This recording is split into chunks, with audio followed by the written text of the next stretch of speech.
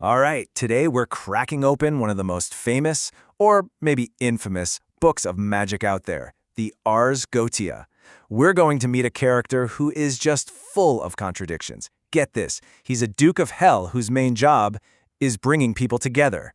This is the story of Barbatos, the Duke of Reconciliation. So let's just start with a big question, kind of set the stage here. What if the figures we've been told to fear our whole lives, the ones that are labeled the bad guys, what if they're actually holding on to some profound wisdom we need? The story of Barbatos really forces you to look past those simple labels of good versus evil.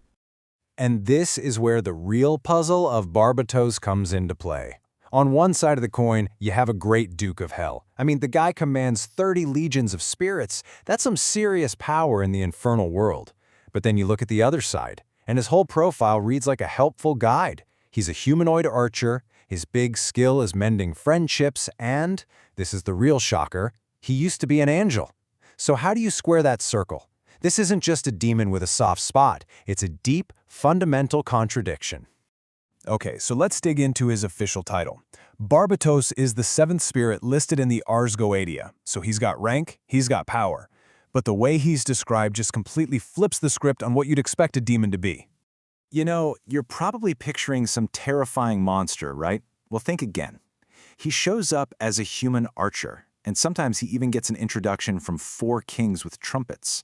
This human-like form is so important, it makes him seem less like a predator and more like someone you could actually talk to. And the timing of his arrival? When the sun is in Sagittarius. That's a huge clue. It plugs us right into that Renaissance mindset, where astrology and demonology were basically 2 sides of the same coin. For them, this wasn't just folklore, it was a technical manual for dealing with cosmic forces. So if he's not your typical fiery monster, what's he actually good for? Well, his powers are surprisingly helpful. They're not about causing chaos. They seem designed to help us with our deepest needs for peace and understanding. His skill set is pretty amazing, mostly because it's so focused on human problems. He can teach you the languages of animals, connecting us back to nature. He can find treasures that were hidden by magic, which is a pretty direct way to get what you want. But his main thing, the most important one, is that he reconciles friends and powerful leaders. In an age of constant backstabbing and fragile alliances, having a power like that wasn't just useful, it was a superpower. And this helpful, peacemaking nature of his? It's not just some weird personality quirk.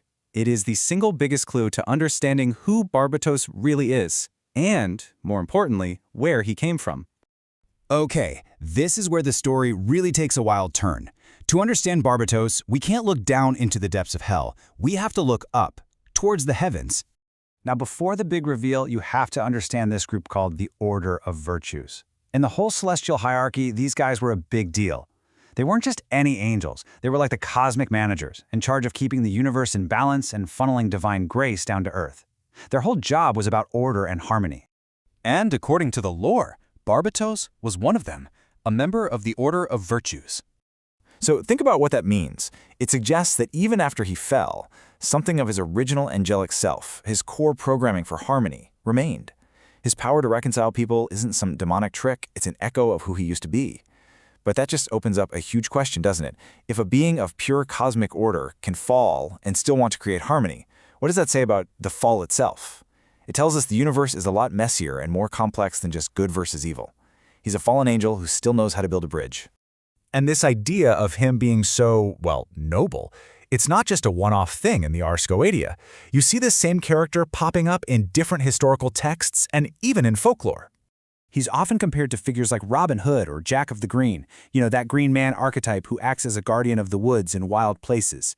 This paints a picture of a spirit who's all about nature and justice, which is a million miles away from the fire and brimstone we usually associate with hell. He's a spirit of the untamed natural world, not some creature from a sulfurous pit. And this isn't just one person's weird interpretation. Other major league grimoires, from the Dictionnaire Infernal to the Pseudomonarchia Daemonum, they all describe him in a pretty similar way. Across different centuries and different books, the portrait is consistent. Barbatos is a noble spirit with helpful, harmonious skills. His reputation is solid. So what can a demon angel from the Renaissance possibly teach us today? Well, it turns out his abilities aren't just arcane trivia. They actually lay out a really powerful roadmap for how to resolve conflict in our own lives. You can actually frame it as a practical guide. Let's call it the Barbatos method. Step 1. Understand all voices. His power to speak with animals is a perfect metaphor for deep listening. In any argument, you have to try to understand every single perspective, especially the ones that feel totally alien to you. Step 2. Find hidden value.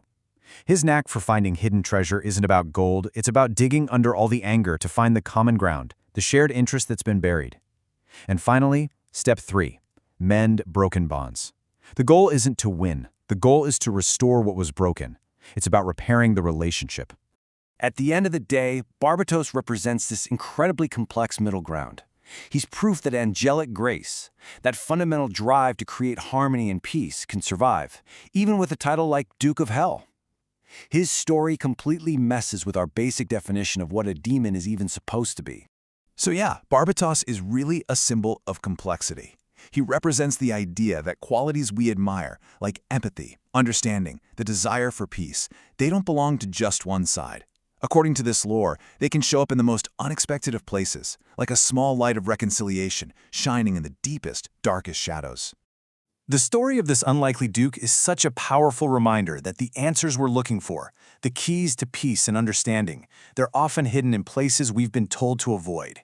He challenges us to look beyond the labels, to get past our own biases. So the final question to leave you with is this: where in your own world, in your own conflicts, are you not looking?